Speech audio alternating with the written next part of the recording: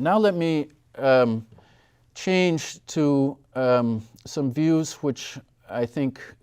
complement this neoclassical view of land and growth and the view of land as and growth as a process of capital accumulation, and which add to that, and I think which are quite useful, especially for understanding and considering a lot of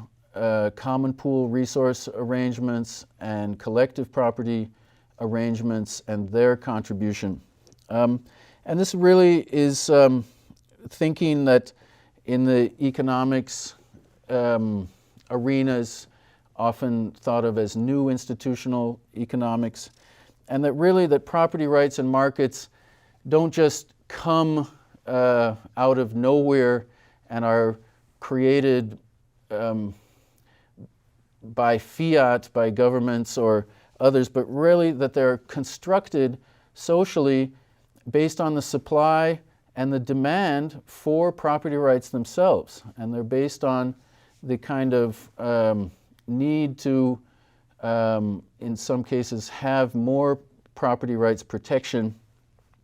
And in this view, rights are dynamics,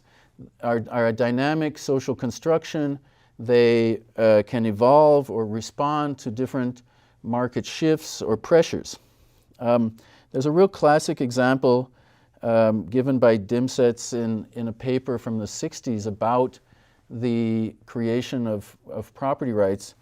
in which he talks about a native tribe in Quebec in the 1600s, which had been up until the point when really the demand by French colonists for more beaver, they had quite an open access regime for the hunting of beaver and pelts. But as the market value of those increased and as the pressure from outsiders and the pressure to manage that resource became greater, the tribe responded by actually creating family rights to the different trapping areas. And that was a nice example of the way that property rights become socially constructed in the face of new market demand. So the demand for those rights occurred as the market pressure grew, and then these sort of family beaver hunting territories became defined where before it had been essentially an open access regime. And so we see that this kind of situation ends up aligning the management incentives to have that renewable resource, in this case beavers, with the rights of different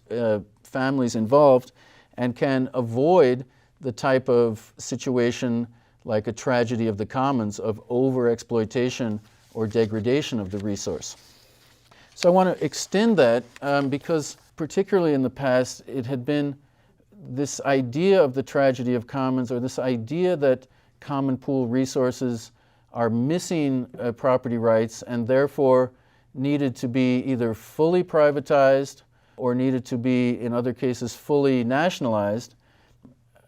had held sway. And I think there's quite valuable and important thinking about these questions now on how communal and collective property rights are actually constructed and socially legitimated.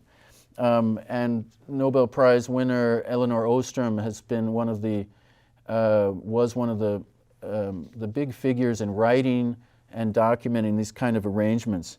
And I think her key insight is that groups really can effectively manage all kinds of different common pool resource rights and develop, in fact, quite a wide variety of institutional structures to do that management. So this construction of complex property rights management regimes. And I think now we're at a place in some of the global debates about common pool resources like global fisheries or even our atmosphere, in which we need to think about how some of these constructions might work at a global level. And of course, this is occurring very much in the climate change debate.